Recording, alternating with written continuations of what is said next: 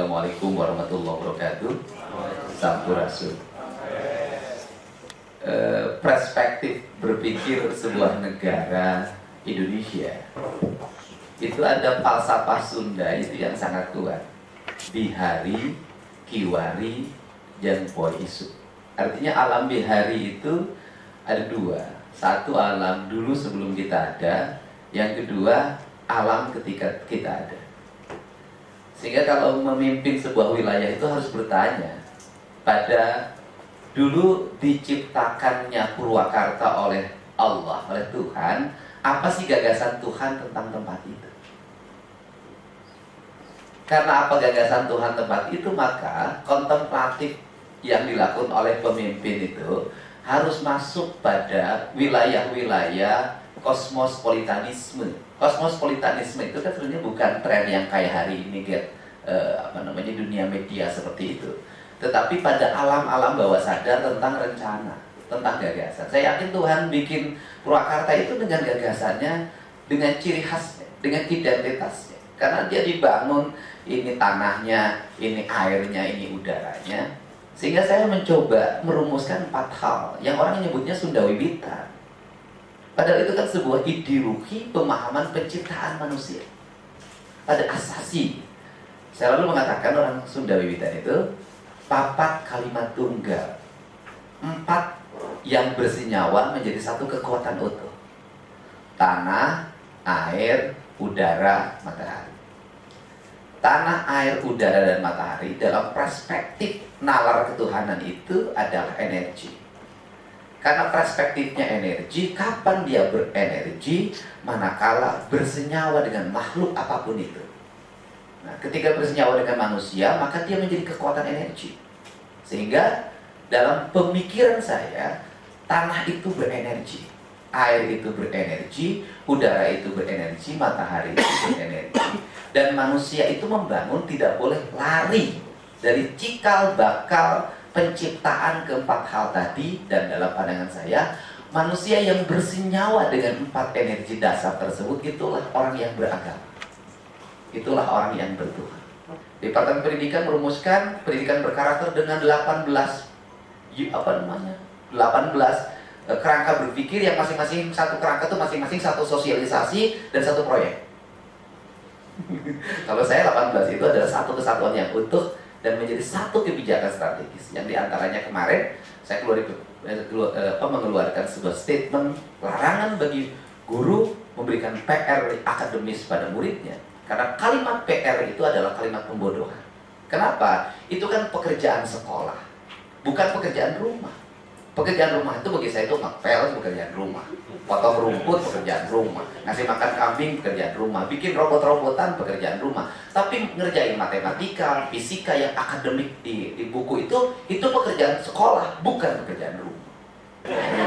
Ini obsesi saya. Sehingga nanti ada anak berenergi, sehingga Tuhan menciptakan sesuai dengan jenis wilayahnya. Orang gunung menguasai gunung. Yang pertama, pembangunan itu pasti berangkat dari kebijakan filsafat dasar. Purwakarta bagian dari Jawa Barat. Culture-nya apa? Culture-nya Jawa Barat itu ada 4 culture. Yang pertama adalah Sunda awal, yaitu orang karakter Sunda yang awal, yang membangun tradisi berdasarkan spirit kesamaan, persamaan, tanpa ada perbedaan struktur kemanusiaan. Dan itu tradisi itu ada di sebagian wilayah Bogor, ada di sebagian wilayah Bekasi, dan ada di sebagian wilayah Cianjur. Yang kedua adalah culture Sunda Priangan yang sudah sangat dipengaruhi oleh kebudayaan Jawa. Nah, kemudian ada Sunda dalam bentuk Sunda Cirebonan, sebagian Ciamis, sebagian Kuningan, sebagian Majalengka, Cirebon, Indramayu, kota Cirebon, sebagian Subang, sebagian Kerawang. Karakternya dinamis dan terbuka, persis dengan Sunda awal. Yang keempat adalah Sunda Betawi, yaitu di wilayah Depok, sebagian Bogor, sebagian Bekasi, dan sebagian Kerawang dengan karakter juga dinamis dan terbuka dengan 2 dominasi kebudayaan, pengaruh kebudayaan Cina dan pengaruh kebudayaan Arab. Nah, keempat Purwakarta di mana? Purwakarta ada pada sebuah wilayah yang sedang membangun identitas. Coba perhatikan wilayah Jawa Barat. Pertanyaan saya, Jawa Barat itu di mana secara culture? Secara culture sudah hampir nggak ada. Identitas wilayahnya nggak ada yang diterjemahkan dalam filosofi dasar pembangunannya dan nanti diterjemahkan dalam aspek teknis pembangunannya. Jabar secara umum tidak memiliki karakter dalam mendesain tata ruang dan tata bangunan. Maka saya memulai karakter itu dengan Tritangtu di Buana. 3 yang menentukan kemakmuran dunia yang disebut yang pertama civil society, yang kedua itu disebutnya Rama, yang kedua adalah pemimpin yang kuat, Resi, guru yang linumum atau guru yang kuat, guru yang hebat atau Resi. Yang ketiga adalah pemimpin yang kuat atau Prabu. Dan kalau dalam kaidah agama yang saya yakini yaitu iman, Islam, ihsan. Nah, dibuatlah 3 lekukan itu yang dibentuk dalam bentuk pagar-pagar. Dan kemudian desain bangunannya julang apa? Kenapa julang apa? Itu tekstur bangunan yang menghormati wilayah Jawa Barat yang secara umum itu memiliki udara yang beragam. Dibuat julang apak dengan jendela terbuka adalah sebuah orientasi efisiensi dalam pengelolaan tata bangunan yang memberikan implikasi yang kuat bagi pemerintahan. Dan kemudian membuat ruang yang terbuka bagi penghuni bangunannya untuk lapang dada, lapang pikiran sehingga tidak migren para penghuninya. Nah, sehingga konsepsinya adalah julang apak dengan jendela yang besar kanan kiri, jendela besar kanan kiri dari sita bangun adalah menghormati matahari yang terbit dari timur dan menghormati matahari yang tenggelam dari barat. Konsepsi ini justru yang kuat adalah Belanda yang merumuskan itu. Sehingga saya sampai hari ini, kalau Agustusan saya nggak mau caci maki Belanda, malah saya berucap terima kasih sama Belanda. Terima kasih Belanda datang ke Indonesia karenamu Indonesia bersatu. Karena sebelum datang Belanda kerja kita bertengkar satu kerajaan lain, dan pertengkaran kita bukan pertengkaran ideologi, pasti pertengkaran poligami, yaitu anak raja dan istri pertama dan selir bertengkar itu rata-rata. Itu akhirnya berpecah, ada Belanda bersatu gitu. Nah ini, dari orientasi itu maka diwujudkan dalam bentuk tata bangunan. Nah, tata bangunan itu nanti pemerintah, sekolah semuanya didesain menjadi sama. Di negara maju manapun tata bangunan itu sama. IMB itu mengatur detail sampai di mana buat jendela, di mana buat ruang perapian, tinggi bangunan harus berapa, menghadapnya kemana. Cuma Indonesia yang tidak ada aturan itu, aturannya juga hanya administratif. IMB adalah syarat untuk meningkatkan pendapatan daerah, bukan syarat untuk mengatur regulasi pembangunan. Ini kelemahan. Sehingga coba lihat seluruh tata bangunan Indonesia berantakan. Nah, konsep itu kan berkembang menjadi, apakah kebudayaan itu tidak modern? Kebudayaan itu sangat modern. Konsep berpikir yang dilakukan oleh Raja Pajajaran itu konsep ilmiah akademik yang justru kita menerjemahkan menjadi tidak tepat. Bagaimana desain rumah di Indonesia, di Jawa Barat, di Purwakarta mengikuti mode yang tergantung di barat. Bayangin, pernah kita ada mode rumah itu atapnya dibikin rata, dikasih beton. Kemudian betonnya nggak rapi, akibatnya bocor.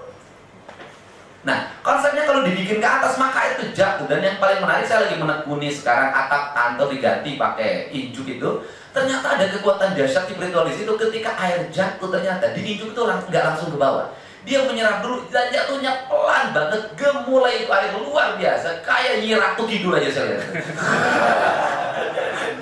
Nah, orientasi ini sehingga kalau ngomong adalah kita ini provinsi religius, kabupaten religiusitas itu bukan pada normatif orang beribadah formal. Religiusitas itu tata bangunan itu religiusitas yang menangkap aspek-aspek fenomena alam, kausalitas, hukum alam. Karena menurut saya agama yang terbaik itu adalah hukum alam yang tidak perlu tafsir.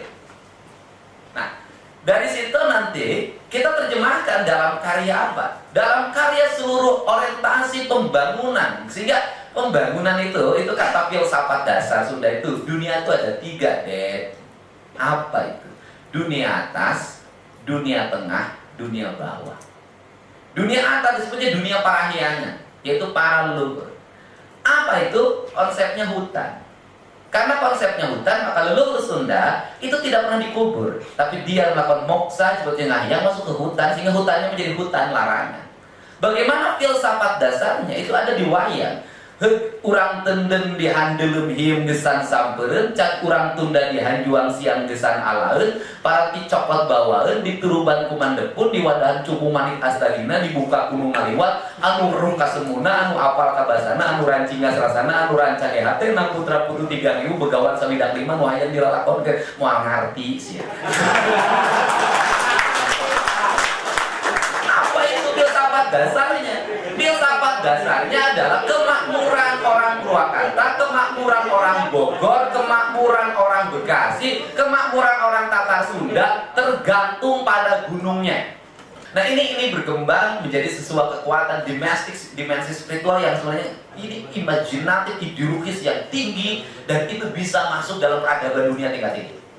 Dimanapun, di negara manapun, air itu standarisasi. Nah, dalam perspektif itu, saya loncat sekarang yang kedua. Kebijakan yang kedua adalah fiskal. Nah, ini logika fiskalnya ini nggak berantakan. Nah, bagaimana pendekatan anggaran? Saya akrobat. Orang pertanyaan hari ini, kok kenapa anggaran Purwakarta kecil kok segala ada? Saya bilang begini, kalau saya lihat pendapatan saya pertama jadi bupati itu, saya tanya kepala BPKD, berapa pendapatan kita? 800 miliar. Oke, 800, oke. Kita susun anggaran, tulis belanja kita 1,2 triliun. Kepala DPKD-nya 3 bulan dirawat di rumah sakit. Loh, Pak, gimana ini Bapak? Ini ngaco, nggak ngerti administratif, nggak ngerti akuntansi. Aku ngerti esensi akuntansi. Aku ngerti esensi administratif. Proses-proses yang hitung-hitung, aku matematikanya paling jelek. Tapi hasil akhir aku selalu bagus. Nah, saya bilang gimana? Oke, jalan aja. Tetapin 1,2 triliun belanjanya. Titik. Setelah itu, gimana nutup defisit? Sini saya buka. Saya lihat DPA semuanya, satu-satu. 3 minggu saya nggak keluar rumah. Saya periksa satu-satu. Nah, kemudian dari konsepsi itu apa yang terjadi? Percepatan pertumbuhan ekonomi, percepatan penyerapan uang. Saya beberapa kali pidato di mana-mana. Saya sampaikan, kalau negara mengutin duit dari rakyat dalam bentuk retribusi dan pajak, kemudian disimpan di bank berlama-lama, jadi silpa, saya bilang zalim sama rakyat. Kenapa? Ngapain kamu kumpulin pajak, retribusi dari UMKM segala macam, udah ada di bank, lu duit simpen-simpen itu diambil depositonya. Saya bilang doraka itu, sholatnya adabnya kemana sih? Sehingga ini yang terjadi, sehingga saya dalam waktu 10 tahun ini tahun yang terakhir 2018, satu, seluruh infrastruktur publik terkoneksi secara baik. Nah, setelah saya lihat dari prinsip dasar itu, kebutuhan dasar publik rakyat Purwakarta ini terpenuhi, kebutuhan dasar. Sehingga saya ngomong pada calon bupati ke depan itu, kamu nggak usah susah-susah. Tahun depan apa? Saya bilang begini, bikin kabupaten mandiri. Bagaimana kabupaten mandiri? Nih, untuk belanja infrastruktur yang biasa 600 miliar, 700 miliar itu, nanti setengahnya Anda pangkas, setengahnya pemeliharaan. Yang 300 bagiin ke desa untuk investasi. Bagaimana? Setiap desa kasih per tahun 1 miliar, tapi nggak boleh dibelanjakan uangnya, diinvestasikan. Mau diinvestasi di Jababeka, mau di kawasan Bukit Indah, mau di Bank Jabar, mau di Bank Miun, terserah. Nah, kemudian itu dapat dividen rata-rata 20%. Kamu kasih 1 miliar kali 3 itu 3 miliar. 3 miliar dapat 20%. Atau tamati deh, 5 tahun pertama kamu investasi per desa 5 miliar. 5 miliar dapat 20%, berarti desa kamu nanti di 2024 itu punya investasi 5 miliar. Kalau dividennya 20%, desa kamu dapat itu rata-rata per tahun 1 miliar. Desa kamu mandiri, nggak usah disubsidi lagi, RT-nya nggak usah dibayarin lagi, semua. Kalau Indonesia melakukan itu, apalagi Provinsi Jawa Barat 27 triliun banget. Dibagiin kabupaten kota 500 miliaran, bayangin kalau kota Cimahi dikasih 500 miliar, rakyat sini bisa digaji. Kalau kota Banjar dikasih 400 miliar, rakyat bisa digaji. Dan 500 miliar itu diinvestasiin lagi, nggak apa-apa, di Bank Jabar tuh dapat itu setahun itu berarti dapat rata-rata 100 miliar. Kalau 5 tahun dia dapat berapa tuh? 2,5 triliun. Itu kita ini dalam 5 tahun ke depan jadi negara yang tidak perlu pungut pajak. Kita nggak terasa infrastruktur harus dibangun, dampaknya ngutang. Nah, ini problem kita. Padahal kalau kita efisien ke fiskal itu dengan baik, ini negeri bisa mandiri, rakyat miskin bisa digaji, jaminan pelayanan kesehatan bisa free, karena di Purwakarta itu sudah ada dokter online jemput. Walaupun kampung, ambulannya pakai sistem aplikasi smart, dipesan datang ke rumah, dijemput, dianterin ke rumah sakit, di sebelah rumah sakit free. Kalau rakyat gagal di rumah sakit yang sebelah itu langsung kadang-kadang masuk ke Boromius, ke Advent, masuk kelas 1, giliran bayar minta gas, kita tetap bayarin karena itu harga diri bangsa. Nah, itu prinsip-prinsip yang dibuat, dan itu hanya bisa dilakukan dengan pendekatan hati ketika melihat uang. Kalau pendekatan akademik itu nggak bisa.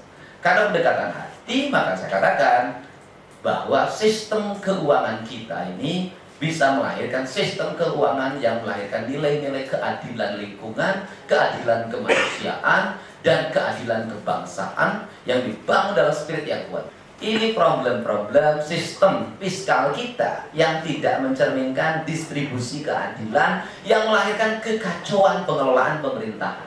Sehingga setiap orang pakai otak bikin retribusi, kabupaten muter-muter bikin retribusi, kemudian desa bikin perdes. Semua orang melakukan itu untuk objek namanya uang. Uangnya tidak jelas pembelanjaannya. Kekacauan dalam sistem pembelanjaan dan pendapatan negara kita. Terakhir, bahwa kegagalan fiskal kita yang berdampak pada inflasi dan menurunnya nilai tukar rupiah adalah logika pendapatan, bukan logika belanja.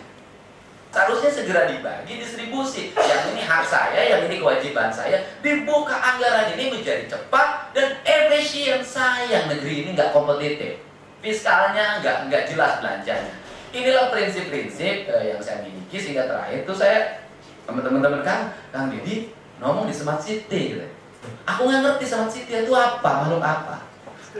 Smart City itu sistem pelayanan yang berbasis IT yang di masyarakatnya terintegrasi. Saya lihat di medsosnya aja ramai Smart City.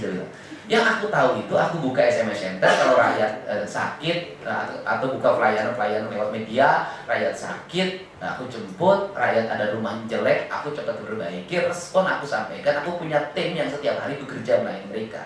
Yang saya tahu, aku ambulan on call aku di mana-mana, dokter online di mana-mana, rumah sakit ada petugas administratifnya, sehingga pasien tidak berhubungan rumah sakit, pasien berhubungan dengan pejabat pemerintah yang ada di rumah sakit. Saya bilang yang aku tahu, terkoneksi sistem dari desa ke kota dengan sistem IT yang tercapai, dan saya lagi membuat beberapa web di berbagai desa itu namanya Smart City. Aku nggak ngerti, saya bilang yang begitu. Sistem pelayanan inilah yang diharapkan menjadi sistem nilai, dan jujur bahwa pemerintah harus belajar ke Jababeka, ke komplek-komplek industri secara baik.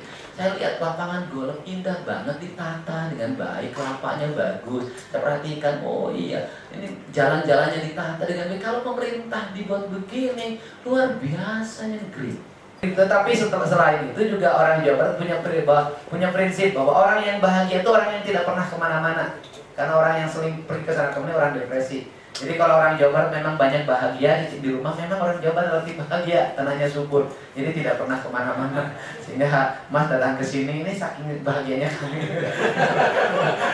Itu sajalah. Terima kasih pada semuanya. Mudah-mudahan pertemuan ini bermanfaat. Pokoknya kita rubah birokrasi yang berbasis administratif, kita rubah menjadi birokrasi yang berbasis produksi. Satu birokrasi, satu unit produksi yang dihasilkan. Terima kasih. Terima kasih kita.